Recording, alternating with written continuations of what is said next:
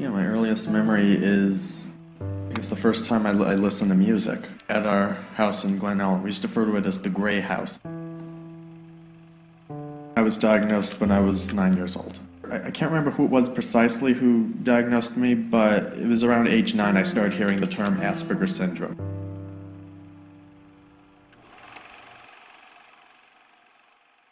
I don't really think I understood what it was or what it meant. I don't really remember what my reaction to it was. It didn't really mean anything to me. It was just sort of like an answer as to why I couldn't communicate with other people that easily. Like I wasn't very interested in socializing with other people my age or trying to make friends or something. And I mean, I remember very vividly, growing up, my mother, every time I came home from school, my mother would ask me, "Did you socialize at all today? Did you talk to anyone today?" And most days there would be like a no, and then some days there'd be, yeah, there was someone I sat with, we talked a bit. So the number of people didn't really seem to matter as much, just so long as I was actually able to talk to someone. I mean, I would try to say things, and they would often sort of float over them, like they couldn't really understand what I was saying or what I was talking about.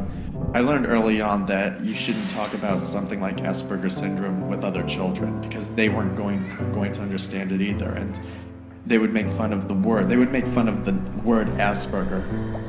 So I learned quickly that that was not something you talked about.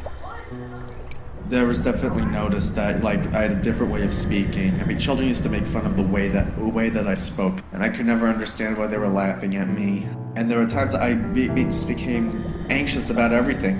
If I became terrified of something, I would just like shut down and sit in a corner or something because I didn't want to deal with anything. I mean, the only real thing I was known as in school was the kid who could draw. So that was one thing that nobody gave me a hard time about, was the ability to draw. I mean, there are times that I do, especially recently, that I do wish that I could function a little more fluidly, like with communicating with people. I also wish I was better at accepting what made me different from other people, because there was a period that I started to realize just how different I was. Having to live in New York, having to live on my own, having to go off to college away from home, it's definitely helped me out. I think gradually I got better. I can't let it stop me in any way. I can't let it stop my life. I mean, there are things that I want to do that if they do come true, they will ultimately cause a bit of discomfort. It's something that I don't think will ever go away. But I think as I become more aware of it, it's something that I'm just going to have to learn to live with it. It's something I think about every day.